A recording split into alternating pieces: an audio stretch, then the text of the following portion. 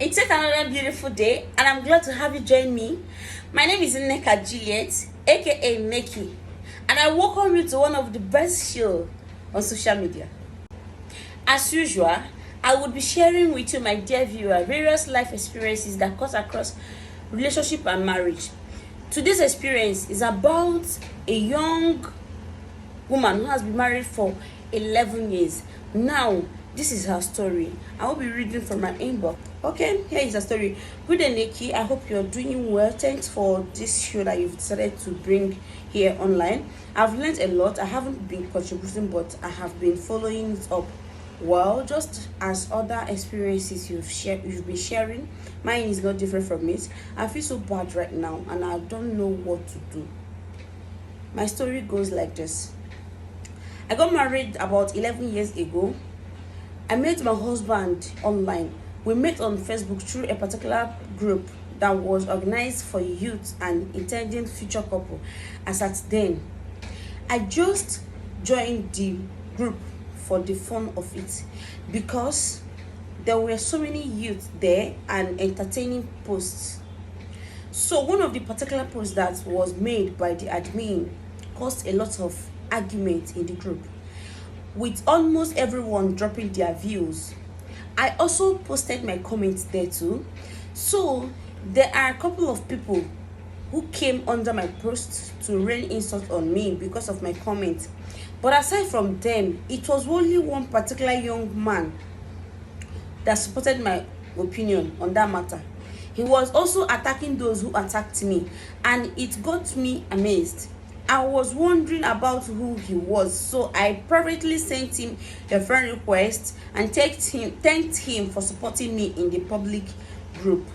Then, there and then, we became friends and chatting and sharing views with time. It became obvious to both of us that we share almost same view on any topic. This made us become close. As at then, I reside in Lagos while he reside in Calabar. So when our bond became closer, we decided to meet in person so as to know more about ourselves. He asked me to visit him, but I declined and asked him to travel down to Lagos to meet me if he truly wants to see me and wants to keep our friendship. He didn't complain at all. In 2 weeks time, he boarded a flight down to Lagos. When we met, we spoke about various things and we knew we liked ourselves. He insisted on visiting my mom before he returned to Calabar. I was shy, but I still let him visit my mom at her shop back then. She used to sell vegetables. After the visit, he gave my mom some money and also gave me some too. We were grateful because at then the money he gave to us could cover a whole month feeding. My mom liked him because he said that she knew he must have been from a very wealthy family, or he's wealthy himself, but yet he humbled himself to visit our shop. His humanity made my mom love him. Fast forward to 7 months later, we got married traditionally. It was one of the biggest wedding in town. Nikki, please, I'm not trying to brag, but my husband is from a very wealthy family. It even took his mom a while before he could accept him to marry me because of my poor background. But because he loved me so much, he helped everything work out fine. My husband built a bigger house for my mom, and I was her only child, and my dad abandoned me with her at birth. So I don't really know my dad. My mom was grateful to God for the good fortune that befell us.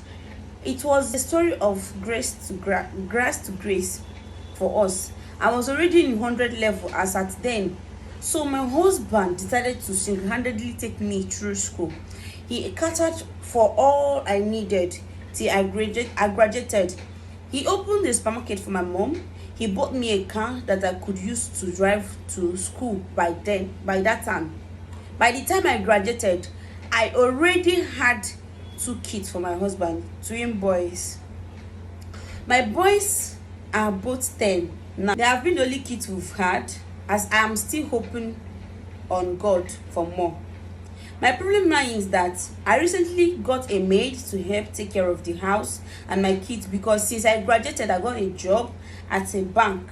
And that's how I've been working till now. Fortunately for me, my pay is really good, and I've been working so hard to get fast and easy promotion, because I'm always busy, and my husband, being the manager of his business, have always been busy too. So I needed a helping hand to assist. That's why I employed a maid and placed her on a good salary. My husband wasn't against me getting a maid, so I felt it was okay, and I employed one. Unknowingly to me, my husband has been having affair with my maid, and I had no idea this has been going on for almost a year now, till she fell ill one day, and I drove her to the hospital myself to see our family doctor. When our family doctor confirmed her pregnancy, I was upset, not because I was even aware of who it was at that time, but because she was barely 22, and I had to ask her to tell me who was responsible for it, so to confront the guy's family, and know what the next thing to do. I wanted the man to take full responsibility because I don't support abortion. My maid was reluctant to tell me who it was, until I threatened to throw her into the street before she confessed to me. When she told me that my husband was responsible, I became speechless. I stared at her like she was a witch or something. I couldn't believe what she told me. I managed to keep my cool till my husband returned from work. When he returned from work, I told him that I took her to the doctor and she was confirmed pregnant.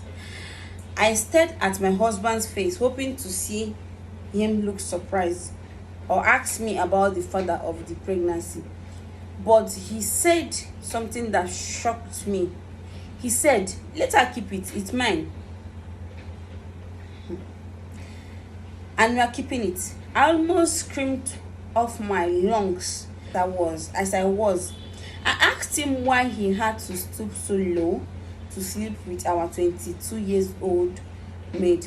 He said that I shouldn't make a big deal out of it, that I was once like the maid years ago, before he picked me up from the gutters and cleaned me up. I felt so insulted. I was sad for days.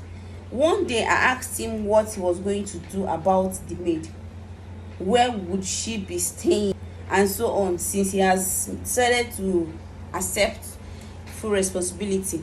He told me that he would be living with us from now henceforth, and he would like to meet with her people at the village for normal marital rights before he would make her his second wife. Neki, honestly, I'm not happy at all. How do I cope with my worker being my co-wife? How would I explain to our kids that their nanny is now their stepmom? What would my neighbors and friends say? This embarrassment is too much for me. I just don't know what to do. Or how to handle this situation. Please help me with your advice and share this with your audience. I'm looking forward to hearing from you.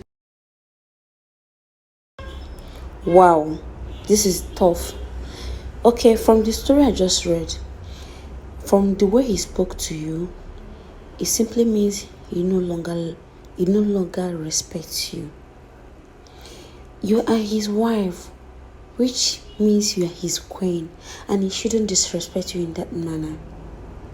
Now, the big question is this: what do you want as a person? Aside from what people would think, what people would say, all that doesn't matter. Seriously, it doesn't. Seriously, what really counts here is what you want and how you want it. and when you want it.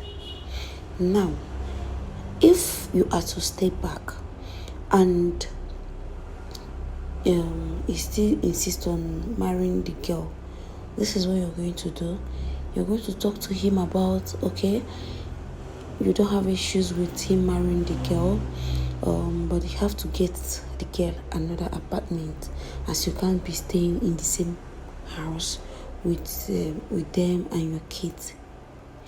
Then, my audience, you've heard everything we've said. Let's hear what you have to say. Drop your comment on the comment section, and this will be what will bring to this episode to an end. See you same time next week. Love you all.